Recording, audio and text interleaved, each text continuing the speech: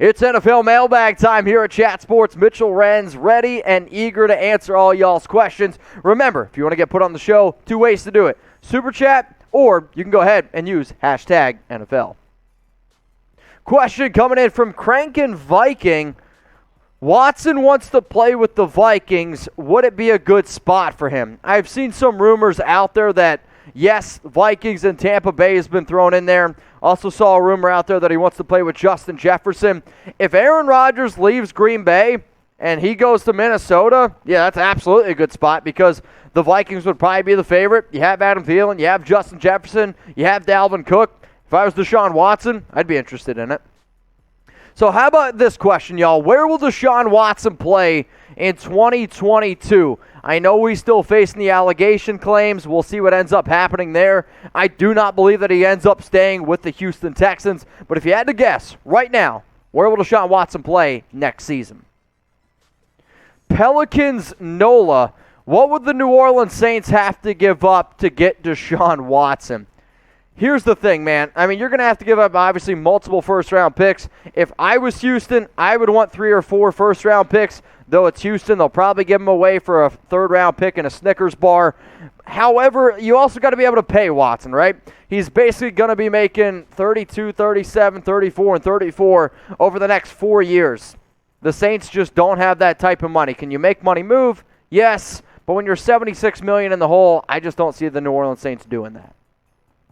Let's go to Tristan Bravo. Mitch, being a Raiders fan, you would take Olave over Jameson Williams.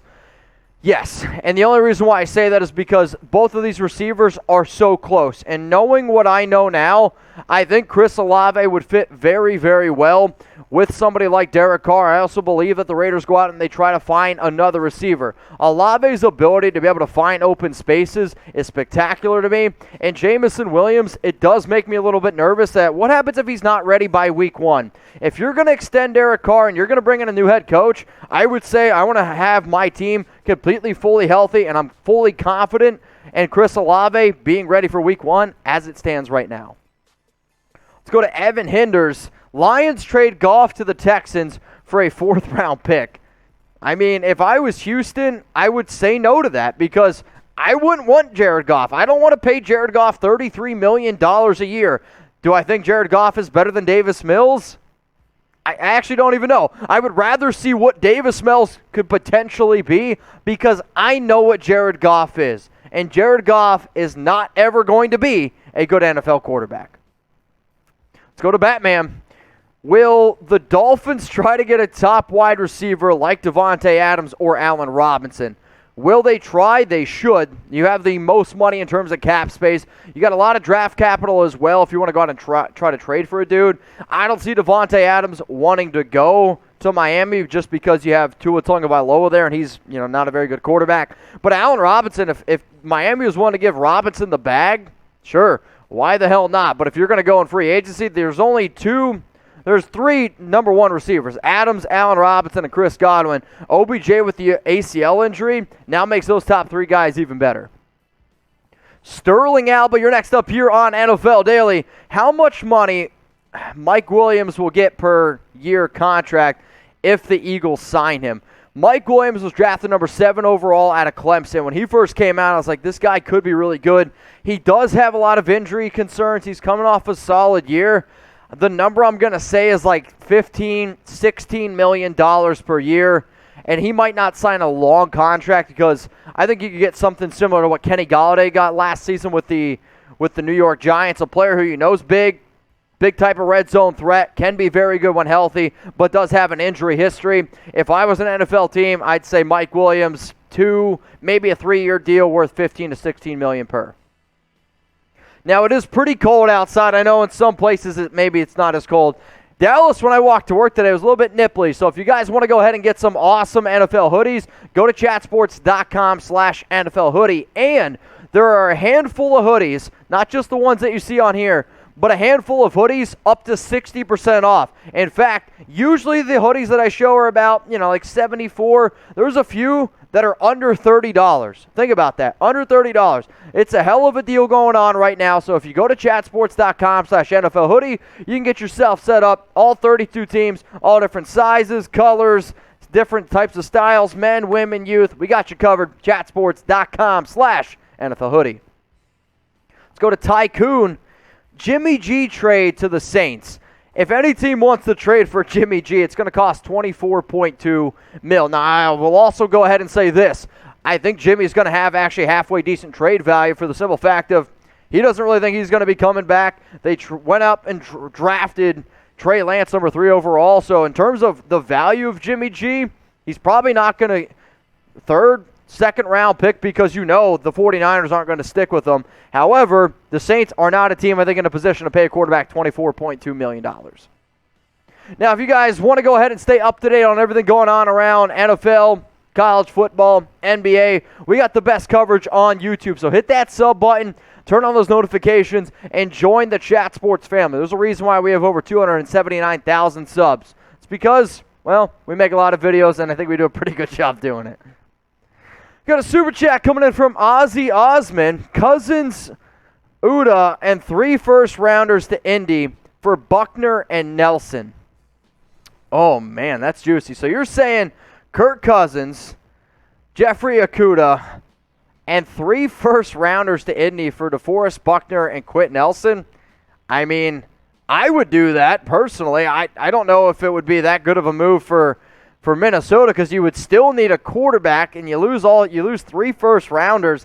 Sure, they got to go ahead and pay Cousins $35 million, but I actually think that's kind of a loss for the Minnesota Vikings. Let's go to Cameron Alfrey. What do you think about the Detroit Lions? All right, so what you think about the Detroit Lions in terms of what should they do for a quarterback?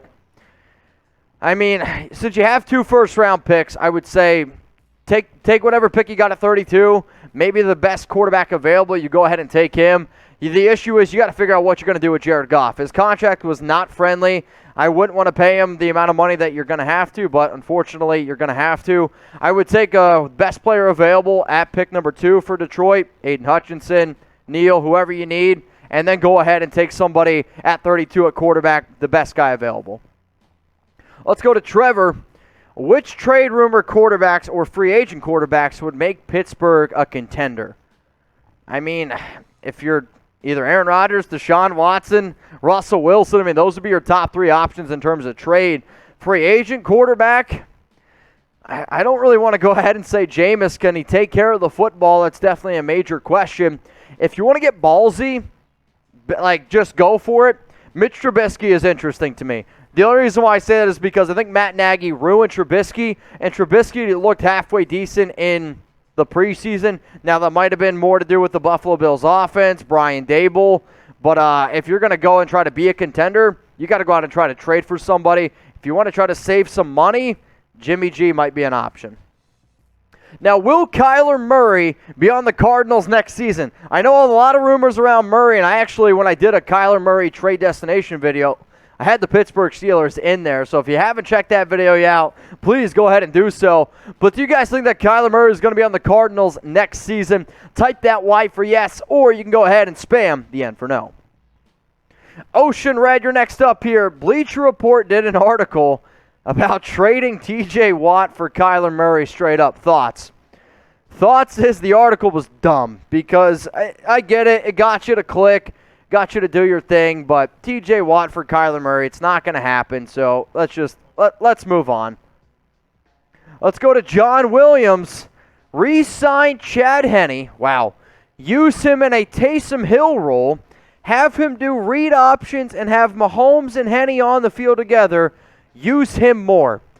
So you're telling me you want Chad Henne to be used more when you have Patrick Mahomes. John, if you fell and you can't get up, please use Life Alert because this idea, I appreciate the question, but for anybody to want to use Chad Henne at all when you have Patrick Mahomes, I'm going to say this the most respectful way, is idiotic. Let's go to Meme. Do the Texans sign or draft a halfback? Do we still call them halfbacks? I'll say this. Maybe David Johnson, free agent. They let go of Phillip Lindsay, obviously. Mark Ingram, they sent him away. You need to have a running back. Personally, if I was the Houston Texans, I would rather draft a running back because you got to be able to go out and save some money. Houston, though, it's a really, really rough situation being that franchise right now because they just can't seem to do anything right ever. I'll go ahead and say draft a running back, though, because they have a lot of holes, and I'd rather them invest their money in some other areas. Now, if I missed your question, guys, I'm sorry. Just know that we got a lot of questions coming in when we go live. If you want to hit me up on Instagram, I'm at MitchellRenz365. My DMs are open for a reason. Why? Because that way I can answer all y'all's questions. So please go ahead, hit me up on IG at MitchellRenz365. If you have a question about a free agent running back, you can also ask me there. But my question to everyone who's watched right now is, who's the top free agent running back out there? Is it James Conner, Melvin Gordon, Leonard Fournette, Chase Edmonds? I'm trying to think of a few more names. Cordell Patterson. Who is the top free agent running back right now set to hit in 2022? We got Cash Black, OBJ to the Saints. OBJ just had an ACL injury. I know he used to play college football at LSU. He's got some connections there. But the Saints can't be thinking spend big. If I'm Odell Beckham Jr., I just won a Super Bowl. I know he got hurt. I don't know if he's going to be ready for week 1 because it's the second ACL tear in the same knee. But I still think OBJ is going to command $10 million at least per year.